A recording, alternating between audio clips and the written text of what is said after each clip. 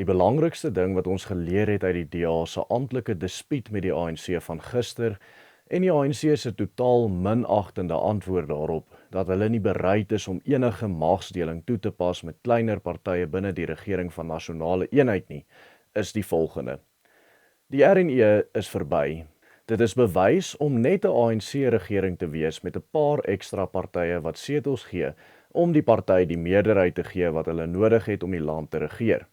Die ANC het effektiewelik reg gekry om die DA te neutraliseer as 'n effektiewe opposisie en hulle te verander in 'n gedwee klerk van die ANC in sy ideologie. Hoe effektiewe opposisie die DA ooit was op nasionale vlak is debatteerbaar, maar dat hulle eens die effektiefste was wat ons gehad het, is nie. In hierdie video sal ons breedvoerig verduidelik waarom die RNE gefaal het, waarom die DA se dispuut met die ANC gefaal het en ook waarom die DA steeds vashou aan die RNE-idee. Die inligting in hierdie video is uiters belangrik vir enigiemand wat nog wonder of hulle die DA vorentoe moet ondersteun. Deel dit asseblief so ver en wyd as moontlik. Goeiemôre liewe vriende, Willem Petzer van met u praat en dit is nou die 31ste Januarie 2025. Volg en subscribe op ons kanaal vir meer video's wat u ingelig hou oor sake in ons eie belang en sluit aan op ons WhatsApp groep om deurlopend ingelig te bly van die werk wat die Willem Petzer groep doen, deur slegs u naam en van te boodskap na die nommer wat verskyn op die skerm. In die dispuut wat die DA teen die ANC verklaar het, sien ons die polêre verskil tussen die sterk standpunt van Ramaphosa dat in die RNE die ANC nog steeds die National Democratic Revolution sal bevorder, en aan die ander kant die onderdanige standpunt van Steenhuisen. Hierdie is nie 'n ultimatum nie en daar's geen sperdatum nie. Kyk gerus self. Great. Thank you very much, and thank you for the question, Paul. Let me be very clear. This isn't an ultimatum. It is a call, a mature call, as a partner in the government of national unity for a reset in the relations, where we are respected and treated as partners in this government of national unity, and not as spectators. And so there is no natural deadline and no natural ultimatum. Even in the government of national unity, we have a clear obligation and a task to implement the policies and decisions and measures that seek to advance the national democratic revolution and more importantly to advance the interests of our people. Die DA vra vir 'n herstel van die RNE waar alle partye as vennote gesien word en almal se standpunte in ag geneem word. Die probleem is dat die oorspronklike ooreenkoms reeds as sulk was, maar enige regdenkende mens het voor die tyd reeds geweet dat die ANC hulle in elk geval nie aan hierdie ooreenkoms gaan steur nie. Daar is reeds vir ons bewys met die BELA en die onteieningswetsontwerpe wat deurgestoot is deur die RNE-regering. Maar waarom het die RNE geval en waarom was dit voor die hand liggend gewees dat hulle sou reeds voor die vorming?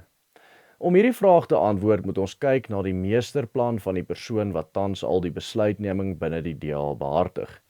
Die voorsitter van die party se federale raad, Helen Zille. Om Helen Zille se denkpatrone te verstaan, moet ons eers verstaan wie Helen Zille is. Zille het haar loopbaan gedurende apartheid begin as joernalis vir die linkse koerant die Rand Daily Mail en anti-apartheid aktivis. Gedurende haar jonger jare was sy betrokke by die voor 1994 ANC en spesifiek Steve Biko, met wie sy na bewering 'n seksuele verhouding gehad het, alhoewel sy dit ontken het. Verder was sy deel van die sogenaamde Black Sash beweging, 'n linkse kommunisties beleide vrouebeweging wat bekend was vir die ondersteuning van die families van ANC-lede wat vir terreur toegesluit was. Sy het ook gedien op die raad van George Soros se linkse, nie winsgewende organisasies binne Suid-Afrika voor 94. Dis kan jy sien dat sy nog altyd 'n sagte plek vir die ANC gehad het en in geen kapasiteit enigsins gesien kan word as konservatief nie. Die DA is ook in die globale konteks 'n linkse party. Hul ideologie belyn ten beste met die Democrat Party in Amerika, die party van Joe Biden. In effek kan mens egter sê dat Zille 'n Icarus oomblik gehad het met haar planne. Sy het te naby aan die son gevlieg en haar vlerke het gespeld. Binne die konteks van Suid-Afrika was Zille geweldig suksesvol in haar loopbaan, veral as blanke politikus. Sy het 'n baie klein linkse party gevat wat minder stemme as selfs die Vryheidsfront Plus gehad het en het gegroei tot die tweede grootste party in die land. Sy het wonder bo wonder het reg gekry dat die blanke Suid-Afrikaners van wie die oorgrootte meerderheid relatief tot openlik konservatief in hul waardes en denke is, amper uit gewoonte en as die status quo vir haar party stem. 'n Party wie se waardes deur net 'n baie klein groepie randfigure binne die blanke bevolking gedeel word en die ondersteuning van amper almal het. Dit op sigself, of jy nou met haar saamstem of nie, is 'n reuse prestasie. Zille se val het egter gekom toe haar ambisie buite dit wat menslik moontlik was begin draai het.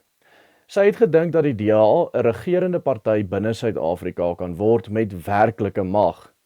Hierdie sienswyse is wat veroorsaak dat die DA 'n tipe van Stockholm-sindroom het om steeds aan die RNE vas te klou, ten spyte van die feit dat die ANC, soos Frans Cronje sê, 'n bajonet al hoe verder in hul bors indruk met elke nuwe dag se gebeure. Maar waarom glo hulle steeds in die RNE-ideaal, nadat hulle al soveel keer in die rug gesteek is? Om dit te verstaan moet jy Helen Zille en die breër DA se denkwyse verstaan. Kom ons kyk na wat hulle meesterplan was, soos Helen Zille self al op verskeie onderhoude en potgoeie verduidelik het en waarom dit gefaal het. Ek gaan hierdie plan illustreer met 'n reeks diagramme wat ek met dank by Phil Craig van die Cape Independence Advocacy Movement gekry het. U sien, die DA argumenteer dat daar nie so iets soos links en regs in Suid-Afrikaanse politiek bestaan, soos in die res van die wêreld nie. Daar is nie 'n geval van die demokrate teen die republikeine, soos in Amerika, waar die een links of sosialisties en kultureel progressief is, en die ander een regs of kapitalisties en kultureel behoudend is nie. In Suid-Afrika, volgens die DA se denkwyse, is die pool teenoorgesteldes in die politiek die pragmatiese linkses, oftewel die DA, en die radikale linkses, oftewel die EFF. Let wel dat die MK-party nog nie bestaan het toe hulle hierdie illustrasies gemaak het nie, maar hulle sal deel van die EFF-kamp uitmaak. Die ANC sien sy as 'n groot tentparty wat gevul is met goeie of pragmatiese leiers en slegte of radikale leiers. Selfs al sal hulle dit nooit in die openbaar erken nie, aanvaar die DA dat hulle enigste ondersteuning van blanke mense en 'n klein groep kleerlinge kom, en dat dit nooit sal verander nie. Daarom sal die DA nooit 'n verkiesing kan wen nie, en hulle het reeds 'n plafon in hul stemgetalle bereik. Die DA het egter geglo dat die ANC sal kan split in die goeie kant en die slegte kant. Die DA kan dus saam met die goeie ANC werk om 'n suksesvolle pragmatiese regering te vorm, terwyl die slegte ANC in die EFF-kamp val. Die DA het dus geglo dat die DA en die goeie ANC-koalisie die land kan regeer in 'n rigting wat met haar Mandela reënboognasie waardes strook. Volgens die DA is geen konservatiewe bewegings in Suid-Afrika nodig nie, omdat ons nog steeds gered kan word deur die Mandela-droom. Wat sy wel nie besef of verstaan nie, is dat die sogenaamde goeie ANC al van 1994 af, of dit nou Ramaphosa of Mandela self was, sleg pragmatisme en reënboognasie kumbaya ideale na die buitewêreld uitgestraal het vir westerse ondersteuning, soos hulle mooi geleer was om te doen deur die denkmeesters agter die ANC, wat ook die rede was dat die ANC suksesvol die ou MP-regering tot 'n val gebring het, soos Joe Slovo, Ruth First, Ronnie Kasrils, Albie Sachs en Lionel Bernstein. In hul harte voel hulle egter presies dieselfde as die mees radikale MK en EFF leier. Verder is die ANC ook afhanklik van die swart stemme in die land. En wat die algemene swart stemmer wil hê, is dat die beloftes wat die sogenaamde slegte ANC, die MK-party en die EFF wil beloof moet waar word. Enige afwyking van hierdie beloftes sal die ANC se einde beteken onder sy eie ondersteuners wat nog uit loyaliteit vir hom stem. Toe die ANC wel split in 2024 was die goeie ANC, slegte ANC teorie uiteindelik getoets. Die sogenaamde goeie ANC het agtergebly, terwyl die sogenaamde slegte ANC afgestig het na die MK-party toe. Die sogenaamde goeie ANC het toe die DA bo die MK en EFF gekies, maar glad nie vir die redes wat die DA gedink het nie. Ons sal later in die video die redes in detail bespreek. Wat egter toe vinnig die realiteit word na 2024, in die verkiesing is dat die ANC nie die reënboog Kumbaya Mandela DA beleid aanneem nie en inteendeel Ramaphosa neem sterk standpunt in om die National Democratic Revolution te dryf en maak meer radikale skuwe as wat die ANC nog ooit gedoen het toe hy nog 'n meerderheidsparty was. BELA, onteiening sonder vergoeding en die nasionale gesondheidsversekering is maar net 'n paar voorbeelde. Die rede dat Steenhuisen so apologeties is dat hy weet dat die DA het absoluut geen hefboom om enige DA-beleid op die sogenaamde goeie ANC af te dwing nie. En die ANC gaan, soos hulle nou reeds wys, aanhou om te doen net wat hulle wil, solank as wat die RNE voortbestaan. So waarom het Ramaphosa aan die eerste plek die DA bo die EFF en MK gekies?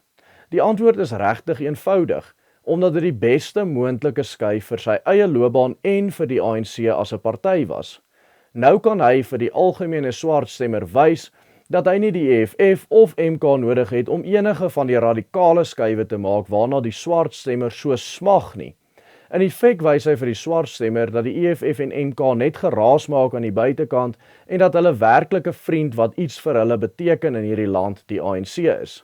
Dit sal lei tot die feit dat die ANC geweldig baie stemme terugwen van die MK en EFF af. Aan die ander kant sou dit 'n ramp vir beide Ramaphosa en die ANC gewees het om saam met die MK en EFF in koalisie te gaan. Dit sou sy loopbaan as politieke leier in gedrang stel omdat hy 'n stryd om leierskap sou gevolg het waarin die Zuma-faksie en die EFF alles in hul vermoë sou doen om totale leierskap by hom oor te neem. Verder sou dit sleg wees vir die ondersteuning van al drie hierdie partye, omdat dit net weer presies dieselfde ANC-regering sou wees, wat hulle weer eens in die steek laat. Die harde realiteit is dat die oorgrote meerderheidsstemmers Afrika-nasionalisme, rassewette en kommunisme nastreef. Die enigste plek vir enige party wat dit nie ondersteun nie, is die oppositie en die enigste oplossing vir ons as 'n eerste wêreldvolk in 'n derde wêreldland met 'n oorgrote meerderheid derde wêreld stemmers is om laer te trek en op alle vlakke net na ons eie mense se belange te kyk en na ons eie mense om te sien. Die DA het nou vir ons klinkklaar bewys dat om hande te vat nie net oneffektief is nie, maar vernietigend vir alle blanke Suid-Afrikaners. Onthou om ons te volg op hierdie platform en onthou ook om ons WhatsApp groepe op te klim, die nommer is in die kommentare. Totsiens en God seën elkeen.